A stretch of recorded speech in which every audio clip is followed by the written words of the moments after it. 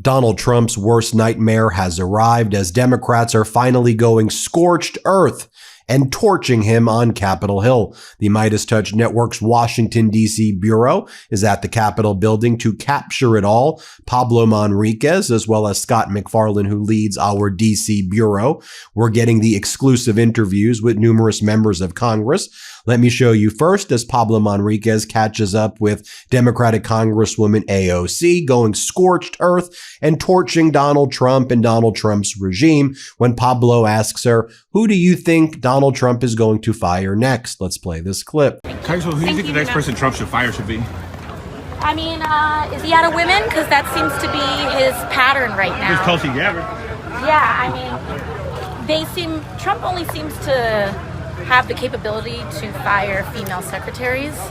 But given all the clownish behavior we've seen out of like Pete Hegseth, Kash Patel, and all the rest, what's a man got to do to get fired in the Trump administration? Exactly. I think what Kash Patel's done is 1,000 times worse than a lot of other people. But they've got it scot-free. I mean, for them, I think if you're a man in the Trump administration, it seems that they reward misconduct. So hard to tell. They don't seem to have a rhyme or a reason, unless it has to do with the Epstein files. Then you'll get the chop. Next, you had Scott McFarlane, who leads our D.C. bureau, catch up with Thomas Massie and asked him questions about the Trump regime's cover-up of the Epstein files and Todd Blanche's, who's now the acting attorney general, complicity in it all. Play this clip. What happened next? You tried to get Pam Bondi in here. Yeah, I can also go find that. The guy that's pulling the levers is now the guy in the hot seat, which is Todd Blanche. I don't think she was ever in the loop. When she released the binders full of nothingness, I don't think anybody told her it had nothingness in it. You might be more interested in talking to Mr. Blanche then, as a committee. Oh, absolutely. Yeah, and he will eventually come to the Judiciary Committee. It's incumbent on the Attorney General to show up at least once a year in front of the committee that I serve on. So I'm not on the Oversight Committee, which is talking about doing behind closed doors interviews, depositions. But I am on the Judiciary Committee, and I look forward to having Todd Blanche in front of us sometime soon. I think it should be soon because he's now the Attorney General, and he's never been in front of the Judiciary Committee in that capacity. Thank you. Next, we caught up with Congresswoman McBride. Pablo Manriquez asked the same question as he did to AOC. Who do you think is going to be fired next? And Congresswoman McBride say, well, they all deserve to be fired, but it seems like Donald Trump specifically attacks the women first. Here, play this clip. So, Congresswoman, who do you think, from all of the sort of clownish behavior we've seen at the Trump administration, who do you think the next one to get fired is going to be? Well, all of them deserve to be fired. I'm supporting impeachment of Pete Hegseth because obviously right now we are engaged in a reckless war of choice that he was a primary driver of. But we know this president, he only fires women. So my guess is Tulsi Gabbard. Got it. Thank you, Congresswoman. Thank you. We also were able to speak with Democratic Congress member Jamie Raskin, and we asked him about the scandal the Department of Homeland Security is now embroiled in addition to Kristi Noem and her husband, who is into bimbification and Kristi Noem's litany of scandals and theft and horrible conduct. But now we're learning one of the top counterterrorism officials was a 29-year-old lady who was involved in the sugar daddy community and was apparently asking her sugar daddy for $40,000 while serving in this critical role. Jamie Raskin, ranking member of the House Judiciary Committee, talked to us about it. Play the clip. Congressman, real quick, what do you make of this counterterrorism official at DHS who had a $50,000 sugar daddy who broke in the Daily Mail yesterday? You better tell me a little bit more about it. It sounds intriguing. Well, she was a low-level official at FEMA, and then all of a sudden she was up top in counterterrorism at DHS, and she had a sugar daddy that had sent her $50,000. Some text messages were revealed that, she was asking him for more money for like med spa and like for rent and all the rest. Well, okay, I don't know anything about it. How did she get the promotion? That's the big question. Congressman Vindman said maybe it was because she got a picture with Trump. All right, well, let me speak in general terms then, okay? The Trump administration is a cesspool of political and financial corruption. They have no program for America. They have a program for themselves. They all want to get rich quick. Donald Trump has made $1.5 billion in his first year in office. People are purchasing presidential pardons. The government is up for sale. It's like an auction. whoever's the highest bidder wins on public policy. It's a scandalous situation that's a complete defeat of the constitutional design by the framers. Okay. Thank you, Congressman. Appreciate it. Next, we heard from Democratic Congress member Vindman on that same topic. Let's play it. So, Congressman, what do you make of this situation where the counterterrorism specialist at the DHS has a big $40,000, $50,000 sugar daddy?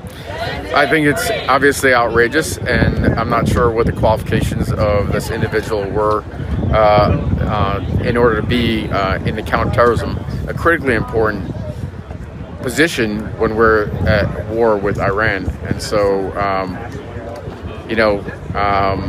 that needs to be fully investigated, and whoever sugar daddy is, whether it's the Chinese or Russians or anybody else, we need to find out and get to the bottom of it, because it's actually a counterintelligence issue. And is it weird that she was sort of low-lying staffer at FEMA, and then all of a sudden she was up top in counterterrorism for this country? I guess she got into a picture with Donald Trump, and that's all it takes. That's the only qualification necessary. Got it. Thank you, Congressman. Then we were able to speak with AOC about ICE and about what's going on right now there. Play this clip. Some of these folks not getting paid this deep into this, even if you disagree with their mission. Well, we've made quite clear when it comes to DHS, of course, we want to, the Democratic caucus has been very clear about funding everything outside of everything outside of ICE. However, when it comes to ICE, it is just simply not acceptable for this administration to completely disregard, not even, any partisan demands, but Congress itself. Stephen Miller isn't showing up, and many others aren't showing up. And, the things that ICE is doing is simply not acceptable to the American people writ large. They are pursuing civil rights violations. They want every ICE officer to have meta glasses so that they can scan protests and put American citizens in a surveillance database. And that's simply not acceptable. It's not acceptable not only to me, but I think it's not acceptable to the vast majority of Americans. You talk all the time about bread and butter, kitchen table issues. These are people with families, and people in school, and grandmothers and everything else. They've gone without pay for so long. What about that family concern? Of course, I think it's incumbent then upon this administration for them to show up to Congress and respect this process so that we can get people settled out as quickly as possible. But this idea that every day that someone goes without pay, Stephen Miller still refuses to show up to Congress, Tom Homan still refuses to testify, they should feel quite a bit of guilt about that, and they should feel quite a bit of guilt about not pursuing this process in good faith. Thank you. Thank you. Thank you. We then spoke to Congressmember Liu about the Department of Homeland Security sugar daddy scandal and how it is compromising our security safety. Play this clip. What do you make of this counterterrorism official at DHS got caught with the sugar daddy yesterday by the Daily Mail? You hear about this? I believe there should be an investigation into this counterterrorism official. That is a very important area, and we can't mess around in counterterrorism. And we can't have people who may be subject to having other things affect how they do their jobs at work, or potentially have other countries try to take advantage of their weaknesses and try to have them do bad things. And so we should have a full and fair investigation. Thank you, Congressman. Similarly, we were able to speak with Congresswoman Ramirez. Let's play this clip. Well, what do you make of this DHS counterterrorism official having a $40,000 sugar daddy? Yeah, it's funny. You can't make this stuff up. You're talking about an employee of DHS who's sugar daddy, who's paying her rent or doing whatever he is. And I'm not judging whatever relationship she has, but she's then using that relationship to be able to fast track them, to be able to get contracts, to be able to make money off of DHS. I keep telling people DHS is the most corrupt agency, and there's a lot of corrupt agencies in this moment under Donald Trump. But the fact that you have people like her, and she's just one of so many, bring Tom Homan and everyone else, and it's really unconscionable, but it's also not surprising. She's on leave, she should get fired immediately, and we should look into every single employee that is benefiting and profiting off of your taxpayer dollars while terrorizing our communities on the streets. Got it. Thank you, Congresswoman. We even caught up with MAGA Republican Tim Burchett And he found it odd that this counterterrorism top official kept on asking for $40,000. Says that seems like it's a lot of money. Play this clip. Real quick, did you hear about this DHS counterterrorism official that was getting like tens of thousands of dollars from a sugar daddy? Yeah. What do you make of that? I don't know. $40,000. I don't know. I'm not sure what kind of security she provided. Right, and wasn't it weird that she was like a nobody at FEMA, and then all of a sudden she's one of the top counterterrorism officials in the United States? Yeah, that's something that needs to be looked into. I would say that again is that's why this place isn't a swamp; it's a sewer. Thank you, Congressman. Now, as part of our reporting on Capitol Hill, we hear daily reports from Scott McFarland, who leads our D.C. bureau, and as he explained, Epstein is back. A big topic on Capitol Hill today is the Trump regime's continued cover-up of the Epstein files of this child sex trafficking ring and how Democrats are calling it out. Here, play this clip. Let me tell you, this is going to be one of those days.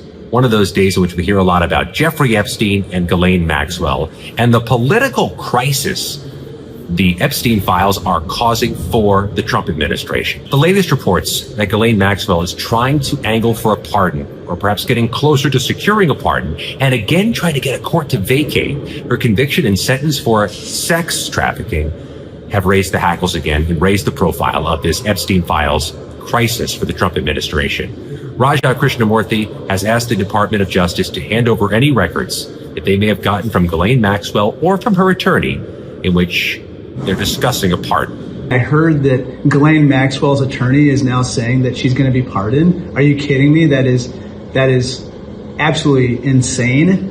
I've already introduced a resolution saying that she should never be given any form of clemency or leniency, given that she perpetrated this ghastly sex trafficking ring with thousands of girls. She never admitted to it. She hasn't served any time, showing no remorse. Absolutely no to any kind of pardon for her.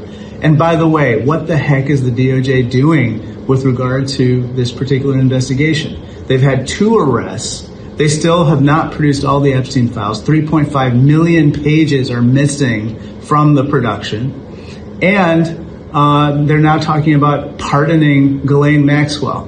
This is crazy. And there was this report late on Wednesday that the House Oversight Committee was considering some clemency for Maxwell to get her to testify. It's been pushed back on by Republicans.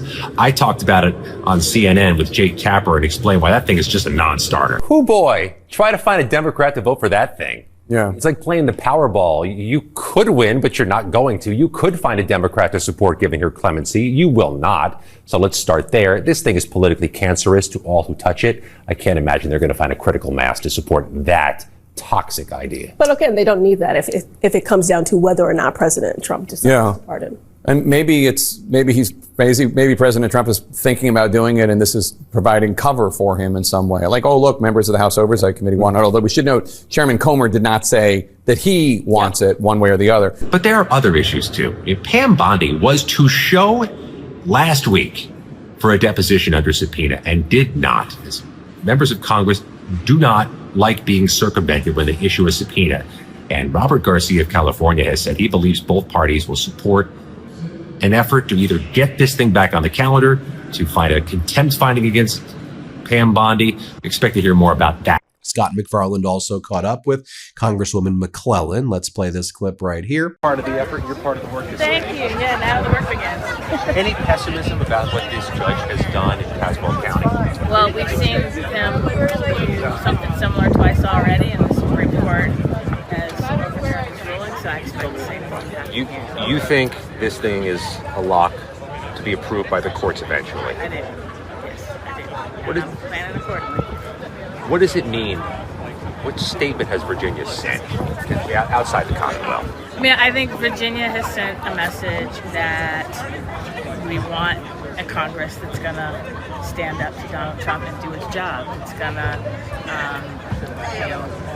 fight back when he starts wars with no justification, that we're going to fight back against firing the federal workforce, which has disproportionately impacted Virginia. We're going to fight back when he doesn't appropriate, hand out money that Congress has appropriated. All of his actions have hurt Virginians, And ultimately it says we want the outcome of the midterms be determined by the voters and not Donald Trump telling Texas and Missouri find me more seats. I said on the campaign trail, and I think the voters responded, you can't fight for the future of our country if you've got one hand tied behind your back and the other side's got two fists and brass knuckles. So the voters said we want a fair fight, and the midterms are going to be determined by the voters and not Donald Trump map drawers. Thanks, Ms. McClellan. Thanks for stopping. While all of that was taking place, you had Donald Trump confirming that the Russians will likely be attending the G20 in December, which is in Miami. Trump was like, I don't think we invited them, but I think they're coming. He made some distinction between invitations and them arriving. I can tell you if they do arrive, the G20 is not actually going to happen. The other countries are simply not going to show up. Play this clip. The Russians are being invited to at least ministerial. Well, you're saying being invited as opposed to coming. I don't know of the invitation, but if he were invited, I don't know. Would you like? Hey, I'm of the opinion that you talk to everybody. I'm not one of these guys who say, oh, let's not talk to him. There's a war going on. Let's not talk to him. I like talking to everybody. If you're a smart person, if you have control over your emotions and all the other things you need control of, I'm somebody that believes in talking. And then Donald Trump was whining about losing the Virginia referendum, where now there will be a 10-to-1 map favoring Democrats. And nationwide, Democrats won the gerrymandering fight after Donald Trump started it. Trump started it and lost it. That's kind of a theme, things backfiring in his face. Let's play this clip just to show you what a loser Donald Trump was while I showed you Democrats going on the offense. Let's play it. And you have a grossly incompetent governor. You had a very good governor. He did a good job. All those companies that want to move into Virginia now, they want to move out and go to a different location. So that's my opinion. I believe it was a rigged election. Virginia's known for it. It was a rigged election. They had a lot of ballots, mail-in ballots. Anytime you have mail-in ballots, you have cheating. Did you have something? Well, there you have it, folks. Let me know what you think. Hit subscribe. Let's get to 7 million subscribers. You may think you're subscribed to this channel, but double check. You may not actually be subscribed.